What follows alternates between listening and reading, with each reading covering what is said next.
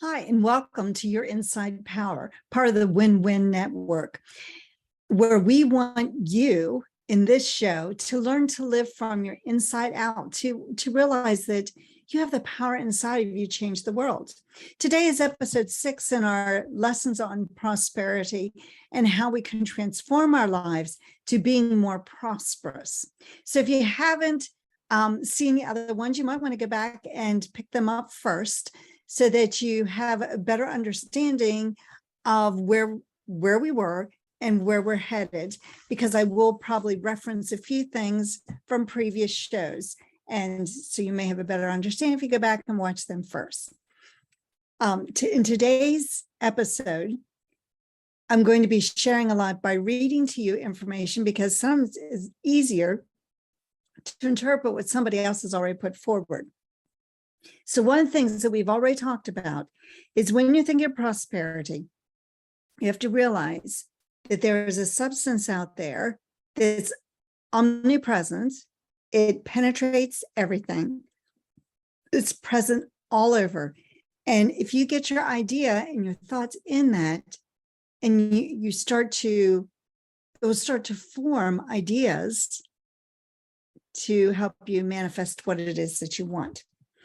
So what I need you to also understand, I've said this previously, is that one of the things about manifesting is you have to believe there's a higher power there, and that higher power actually wants to help you. And it's not there saying, oh, you could do this, you could do that, ha, ha, ha, just a joke. It's not doing that. It really wants to help you be successful, because nature only knows abundance. It only knows success. It does not know failure. So you do have to realize, and you have to be understanding that there is a higher power there. What you call that higher power, as I've said before, is up to you. God is, for me, could be source energy, Allah, infinite intelligence, whatever you want to call that higher power, just to realize that there is that higher power there. So the more complete we realize good in all its manifest expressions, health, wealth, happiness, all those things, the more completely we are to be able to express God. And we can express that source energy, and we can realize that our consciousness is in tune with God. So we live on 3 planes of existence. We have a physical body, we have an intellect, but we also have a spiritual being. And so we have to realize that spiritual being is part of us. And when we can get that in tune with that higher power, in tune with God, and realize that we are one together, then we can start to really begin to manifest. People do this unconsciously, people do it consciously. When we do it unconsciously, sometimes we think it's luck, because we don't know. When my son manifested a full college scholarship, he probably thought it was luck. I knew he had done it. I just didn't know how. And I didn't understand what he had done. But a lot of people would just call that luck. So in this book called You Too Can Be Prosperous by Robert A. Russell, he says, the law of attraction is the reason for supply. Seek ye first the kingdom of God and his righteousness, and all things shall be added unto you. He says, I look to the formless substance of God, the same substance that awaits every man who will recognize it and use it, and to the Christ within, who possesses all things. So that's the first thing we have to do. When I talked last week about Wallace Wattles' book, The Science of Getting Rich, and he talks about the fact that there's this thinking stuff from which all things are made, and which in its original state permeates, penetrates, and fills the inner spaces of the universe. A thought in that substance produces the thing that is imaged by the thought. Man can form things in his thought, and by impressing his thought upon the formless substance can cause a thing he thinks about to be created. So that's just 2 different sources, and they're talking about the same thing, that we have to realize that there is a higher power, and there's this substance that is omnipresent. So it says here, it's one thing to lecture and preach about the bounty and opulence of God, and quite another to activate it in one's life. This man was not rich to begin with, and he's talking about this story, talking about a man who was not rich, but he conditioned his mind to receive the divine gifts. He knew that if the law was going to do anything for him, it would have to do it through him.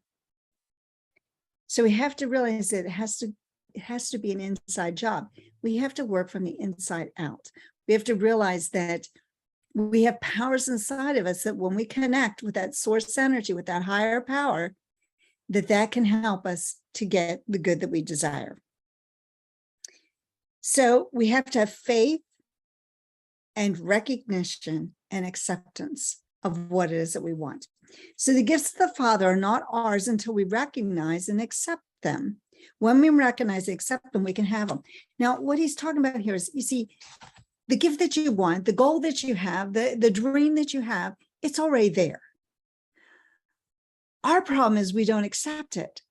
We think that it comes with such a huge price, and we often push it away from us instead of attracting it to us. Retta M. Chilcott said this: we do more things to keep our prosperity away from us than we do to attract it to us. If we did not, we should demonstrate more prosperity, for it is really more difficult to keep the good away than to attract it. But almost constantly, we do things to put it out of our minds. We close our minds to prosperity. That is the reason why we are not prosperous. We pray for prosperity, then we tell ourselves it's impossible to be prosperous. How many times have you wanted something? You needed money to go on a trip, you needed money to purchase a car, you needed money for a down payment on a house. You needed that money, and you were hoping you'd get it, you were praying you get it, and then you decided it wasn't possible. So we close our mind to prosperity. That is the reason why we're not prosperous. We pray for prosperity, then we tell ourselves that it is impossible to be prosperous. I know of no one who does not at times say, I cannot afford this or that. It is not a good idea to say such things. If we recognize ourselves to be children of God, we can afford anything we desire. We are limiting ourselves when we say that we cannot afford a thing. We do not limit God. We could not do that, but we limit our consciousness. Listen to that. We're not limiting God. We're limiting ourselves. We're causing our own feeling of lack and limitation. So she says, but we limit our consciousness, shut it up, that we cannot receive our supply. I always think of it in this way. I set it in action and cause in the unmanifest, and then I bring prosperity into manifestation. Now, when they're talking about the unmanifest is the cause side. The cause side. It is within you that you can possess it, but it's the cause. So the first step in demonstrating abundant supply is to know that you are one with God, and consequently, all things are yours. You are one with God. You are one with that higher power. Therefore, all things are yours. Everything, money, freedom, happiness, peace, wealth, health, and abundance, more than you could ever ask or think. It's all yours. It's there. It's waiting for you. So if you have hold of the manifested end, you have hold of the wrong end. You must hold to the cause end. And that yourself is your consciousness. What are you consciously thinking? And you can change that. You have control of your conscious mind. You control your finances, whether you think of it or not. You control the amount you get. It is absolutely up to you. It is you that is thinking the lack of limitation. It is you that is having that fear that you can't have what you want. Goes on here to say poverty is an idea of lack operating in your mind. It is our failure to comprehend and understand God, source energy. Since there is no lack in God, poverty can be changed. God knows no limitations. God knows no failure. God knows no lack. God is there waiting for you. If you have a perfect consciousness of the allness of God, we would automatically express prosperity in every area of our lives. It's a matter of our lack of limitation. A little bit later, Russell says here, how do you take possession of music and make it audible? You do that by tuning in. You have Pandora, you have your radio, you have your CD player, whatever it is, your iPod, and you tune into it. The tuning in can be accomplished anywhere at any time and under any circumstance. So the man who recognizes God's substance and provides the proper pattern for its manifestation will know the truth of the statement, all things that the Father hath are mine. So rich ideas are the first requirement in demonstrating prosperity. You have to change your thinking. You see, we always think that it's something outside of us that we need to do. We make that to-do list of, well, when I get this done, this should make progress. It all starts with our thinking. If we don't learn how to change our thinking and change our mindset, we are doomed to continually repeat what we currently are doing. It says here, we cannot live the law by knowing it. We live the law by living it, and living it so profoundly as to be unable to escape a conviction of its external operation. We activate prosperity in the same way that we activate health and power, and that is by law of consciousness. We have to be conscious that we are prosperous beings. Faith is the power of that conviction. He says, there is no failure in the divine plan. Failure is always self-made. The universe is overflowing with abundance, but each man must fulfill his own destiny. And it is impossible for a man to be cheated on by anyone but himself. As for a thing to be and not to be at the same time. So what are you thinking? What is your consciousness telling you? How do you think about prosperity? Do you feel yourself to be prosperous? Do you feel yourself to be successful? Do you feel that you can have the money you need? Because here's the thing, and I said this, I believe it was last week, in Wallace Wattles' book, he talks about, the truth. The truth is what you want. The truth is the things that you see when you meditate or when you visualize. It's the truth is that image of how life could be, how life is when you get there, how the life is that you want. That's the truth.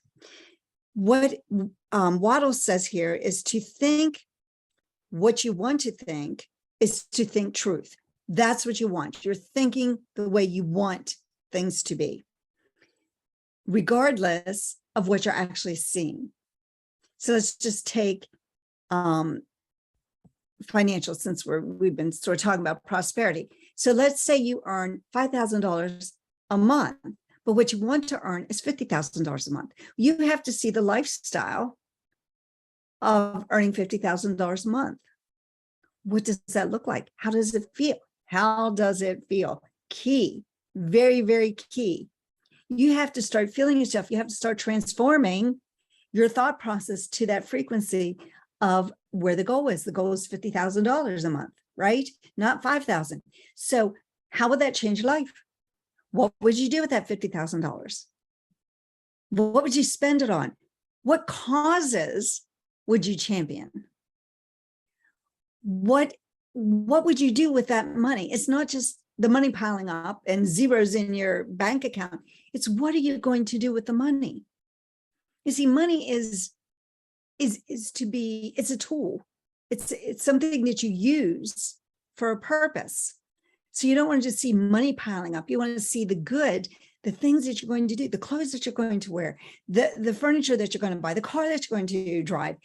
You have to see what you're going to do with the money, not just seeing it, adding up and, coins all over your desk or whatever. So every man has the natural and inherent power to think what he wants to think, but it requires far more effort to do so than it does to think the thoughts which are suggested by appearances. To think according to appearance is easy. To think truth, regardless of appearance, is laborious and requires the expenditure of more power than any work man is called upon to perform. So, to think when you're thinking of appearance, you're seeing what's around you. That's easy. Anybody can do that. You're seeing it. But to think and to go into your imagination and pretend who you are. What do you do when you're earning $50,000 a month? How do you dress when you're earning $50,000 a month? How do you hold yourself? How do you feel about yourself? Has your confidence changed?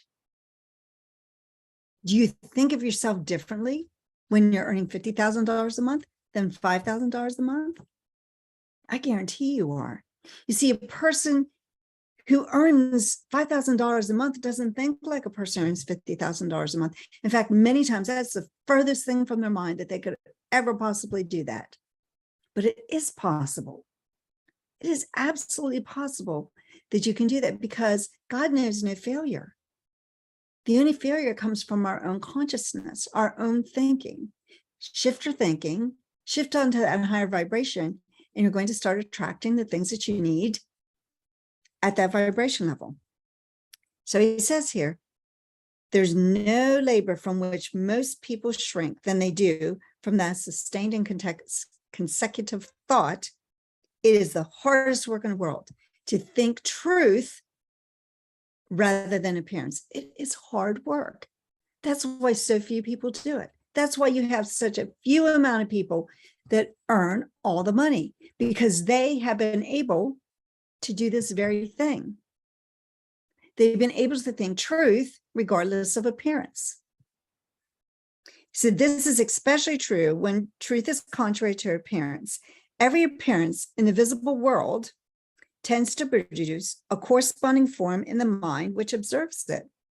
And it can only be prevented by holding the thought of the truth. So everything that you see, hear, touch, taste, everything that you view with your senses, it's very easy. And you produce that corresponding thought in your mind. So you look at the empty checkbook and you see that corresponding thought in your mind. That's easy.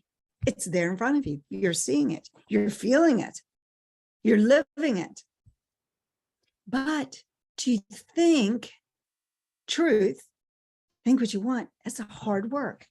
And he says it can only be done by holding that thought of truth, contrary to appearance. And that's not an easy thing. And that's why so few people do it. First, most people don't even understand this. So you're a leg up on most people by just listening to this series on prosperity. You also have to understand that it is difficult work. Therefore, if it's difficult, it's not going to happen overnight. It takes practice. And I know that because I've been practicing it myself. It says consciousness precedes all manifestation. You have to be consciously aware and you have to consciously think, because that precedes manifestation. You don't manifestation without thinking about it. Consciousness precedes manifestation and is the prop upon which all manifestation rests. To remove the manifestation, all that is required of you is to take your attention away from it. So if you take your attention away from your goal, it's done. You will no longer manifest it. To manifest, it requires consciousness. This is from Neville Goddard, by the way, just to let you know where I'm getting this information. So when you have out of mind, it's out of sight. You're done. So you are completely toast when you take your thought process, you take your consciousness, you take your focus off of the good you desire. You have to constantly be on good. How does that happen? It happens so easily because you have that voice inside of you saying, you're crazy. You only make $5,000 a month. How do you expect to make $50,000 a month? And you start looking at what you do for $5,000. And maybe at the end of the month, the money runs out. Focus on the 50,000. Focus your life on that. Keep that focus there. And that's how you'll manifest it. And you have to constantly do that. The focus has to be on the goal that you desire. So your awareness is the only reality. Your awareness, you have to move up on those levels of awareness.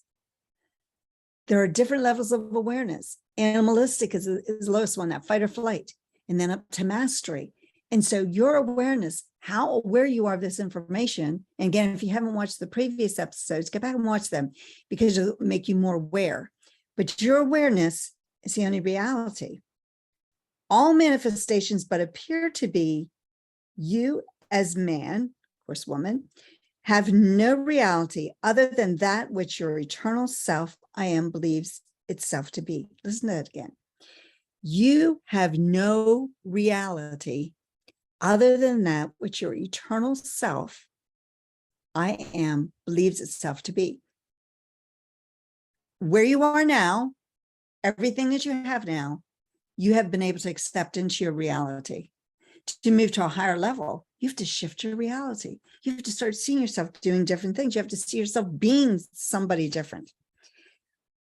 Goddard says here, I am wealthy, poor, healthy, sick, free, or confined, were first of all impressions or conditions felt before they became visible expressions.